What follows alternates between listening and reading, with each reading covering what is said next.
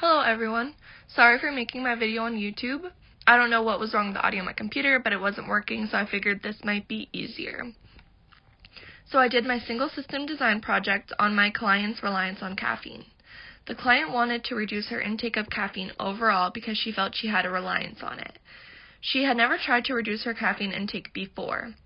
So at the first initial meeting, which was on February 2nd of 2020, I used the motivational interview technique to show the client support while using reflective listening. I had also provided her with a journal where she could document her caffeine intake daily. I told her to consume caffeine as she normally would for 1 week, so I knew where she was on a weekly basis. During that first week, I had done some research on my own about caffeine reliance and what worked for clients in different studies. Most of the research stated that after a client would go through any type of intervention process at all, they had reduced their caffeine intake.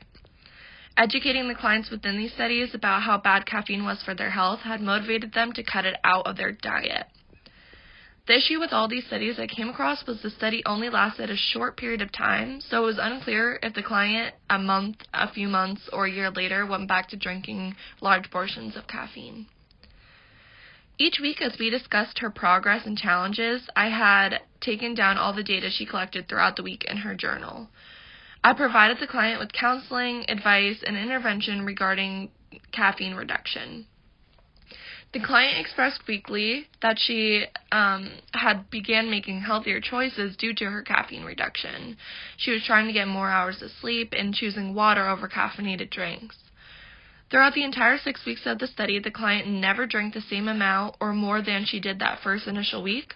However, during week 4, the client had a lot of environmental stressors, so the caffeine intake did go up significantly compared to the rest of the weeks that she participated in the study. My study concluded on March 14th. As you can see on the screen, my graph shows how many caffeinated drinks my client had consumed each week. So during week 1, she consumed 10 drinks over a period of 7 days. And during week 6, my client had only consumed 3 drinks during a period of 7 days. My study did have its limitations due to the 6-week time frame. I'm not able to see how my client is doing with her caffeine intake today, so for future researchers, I would suggest having several follow-up meetings about the studies that they want to conclude. All of my data is also based on my client's journal notes, so if the client failed to be honest, my data would be falsified. Overall, in my findings, I saw my client reduce her caffeine intake after experiencing motivational interviewing, counseling, intervention, and advice.